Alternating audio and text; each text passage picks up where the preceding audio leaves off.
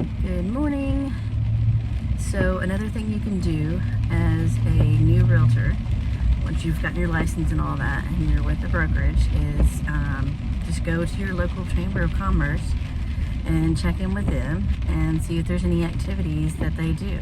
Here in Henry County, the local chamber puts on a monthly event at different businesses. So today we're going to Ford Mohan, and it's a chamber meeting there. So if you're part of the chamber, they set up these little meetings so that you can go and socialize with other businesses, like bankers and other businesses that come that are part of the chamber as well. And then you just, it's like a meet and greet and a social gathering so that you can mingle with different other professionals and just get to know everybody in the community. Ooh. So we're going to be going to that right now, and it's a really fun event. It doesn't really last that long, so it's a great thing to do and to get to know other people in the community. So I would definitely check in with that to see if that's something that your town or city does, for sure, because it's a great opportunity to get started, to get to know people. And really it's not that nerve-wracking. At first it was, because you're like, oh, I'm not really good at meeting new people. I don't even know what to say. And it's like, it's like going up to somebody new at church. And if that's something you haven't done before, you should try it. I'm sure there's somebody at church that you don't know. And just go up to them and say, hey, I don't really know you, but I've seen you a lot. My name is, it's very, very simple. And that's the best way to start getting to know people, or start exercising that introduction, is just go up to people you don't know and introduce yourself. So sometimes that's the best way to boost your confidence in yourself, is practicing those little things. So we're almost there, and I'll take some more video. It is. Where are you located at?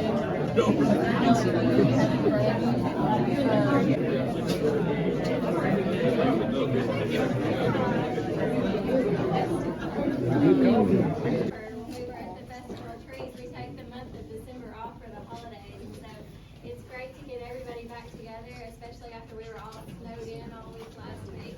Good to see all of your smiling faces. We are so thankful for Joe Macon Ford for hosting us this morning. We always appreciate being able to come out here and see these folks and hear a little bit about what they do, because they do so many wonderful things for our community in addition to selling some great cars. So with that, I'm going to turn it over to Jeff. Thank you. Share a little bit. Thank you. Can you tell we're kind of excited about our 50th year in business? Jana, Pam, Karen, who else was involved in all this shenanigans? Ty Wilson, Jana's husband, Kaiser, but they all did the decorations for us, and the cookies and the cake and everything, so I want to start by thanking them before I forget. I want to welcome everybody out, and thank you for letting us be your coffee host for this month. And like I said, our 50th year in business, and we couldn't have got here without a lot of great support from our community, our customers, our employees, and our employee families over the years, and they all allowed us to get to this 50-year mark. And we also couldn't have got here without a lot of change through the years. A lot has changed since 1974 till today, and but we've endured, adapted, and overcame lots of changes through the years, and we're going to change on into the future. We're not going anywhere. So I wanted to lay out a few programs that we've got going on and kind of let you know some directions that we've got going in the future. One program that we started last year was our service department has pickup and delivery service for your vehicles. So if you need to have your vehicle serviced, Kaiser, my son, is managing our pickup and delivery program. We'll come get your car free of charge, bring it up here, service it for you, and bring it back to you. So that's one thing we've got going that we started last year.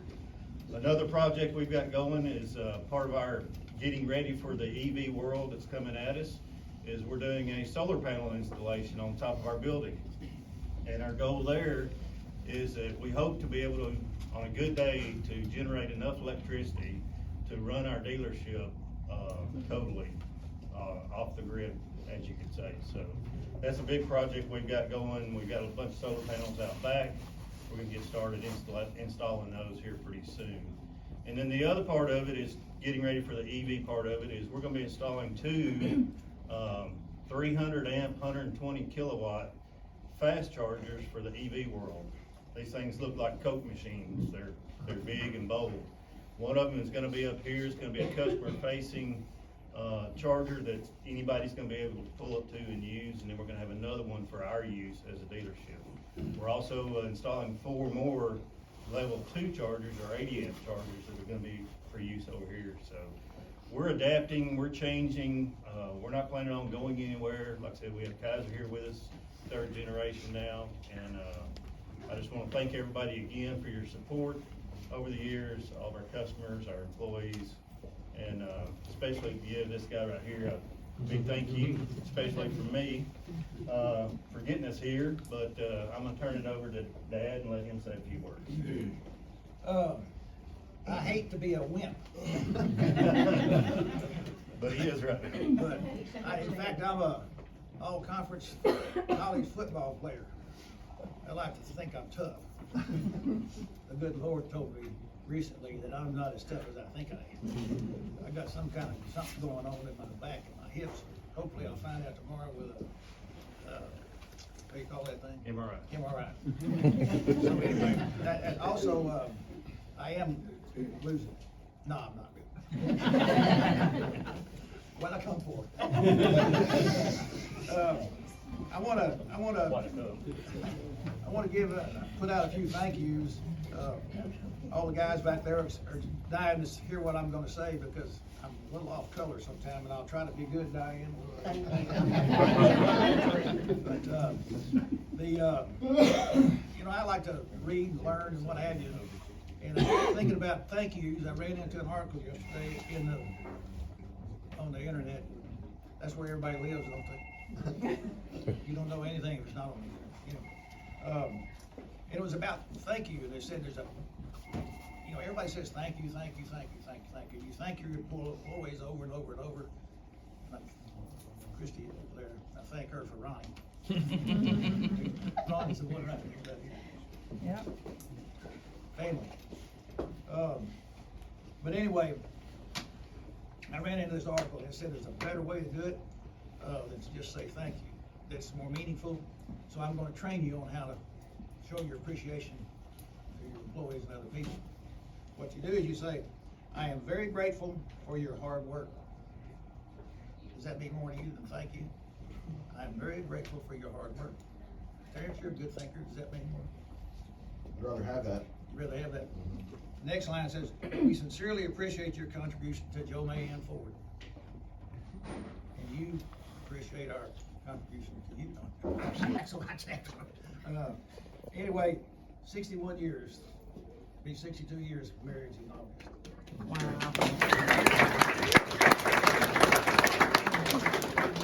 And I'm still training. We have a lot of fun spending more time together than we ever did. We're not tired of each other. We love each other. We're so fortunate to have what we have. And I want to thank Jeff and our daughter Jill, who's in Memphis, for carrying on for us, keeping us going. But Diane has always been officially, even when Charles Wilson over there made us our first loan, she had to sign the paperwork. I knew what the flower was. So that was back in 1974, and while I'm bringing it up, there was 2 banks that you could get a commercial loan from in Paris. One of them was Commercial Bank, and one of them was First Trust. And First Trust kicked me out the door. Charles Wilson worked his butt off and got Small Business Administration to approve the loan. Together we built this facility and built this business. So, thank you, Charles. You're welcome.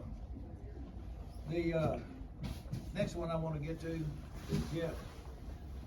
Jeff is the only son. Everybody needs to have a son, so I'm very fortunate to have one. He's done a great job.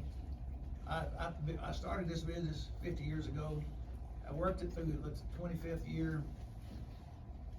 It was 2000, and I decided that maybe I wasn't gonna last too long, so I wanted to take some time off, so I turned it over to Jeff, the general manager. And I've been in and out a little bit, but mostly Jeff is, so we got two halves of this business. One's the Joe Mahan, one's the Jeff Mahan, but it's too damn much trouble to change the name, so we had to change the name. Christy's husband, you can't get him to come up here. They don't He is under something hiding right now, I promise you. They don't want to come up here and stand out, but these people, you know, starting with Jim Morgan, 50 years, Danny Dawson, our service manager, 42 years. Jim was actually working here when I bought it. I was a slave. But anyway, you add that all up, 170 something years of experience right there. 270 years of experience. And they're still working. And we just want them to know that they're a special group and they made this, they built this business, and we appreciate it so much. And when you see any of them, if you know any of them, give them hell for not being up here. What the world looked like in 1974. I mean, you had Blazing Saddles, and you had that was funny. I think it started in '74, but the cars that people drove were carburetor engines. Joe, am I right? Right. Pretty much, so every car had a carburetor engine in it. You got 1,000 people out here making carburetors. Amen. That's my point. Yeah. That's my point. And part of changing with the times, with technology, you've got to be willing to do that. You got to be willing to invest in yourself. You got to be willing to invest in people, and you got to be willing to invest in assets. And that's what's happening right now. And I was sitting around last week when I got snowed in, and I was watching the History Channel. And I was watching this episode about the men that built America. And they talked about Henry Ford and the Vanderbilts and the Carnegies. And they talked about all of these titans of industry. And when J.P. Morgan started to produce electricity, the producer of kerosene was looking, man, my bottom line is about to go to nothing here. So it got innovative, and he started to figure out that I can take this product from kerosene and make gasoline out of it. So he started using gas in his machines, in his plants. And a few years later, Henry Ford comes along with an internal combustion engine. So they took gasoline and took it to the orbit. He was willing to change with the times. Back in the 90s, anybody that's 50 or plus, you can remember, you didn't have many people with the idiot boxes in their pocket. I'm talking about cell phones, okay?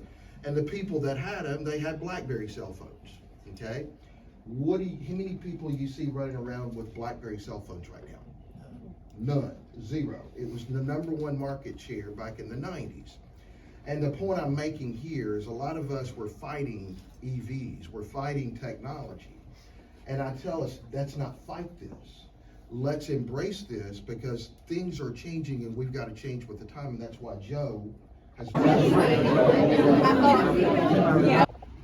Well, that was so fun, and I love getting these little chamber cards that updates us on the upcoming events. And yes, I got coffee all over it already.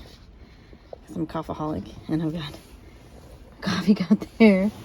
And I'm gonna go try this guy out for sure. But Sprockets, oh, hold on. Sprockets Coffee sponsored our coffee. So super excited to go try them out. It was really, really good. So now I got another cup of coffee. But super good time. And go out and get involved with your local chamber.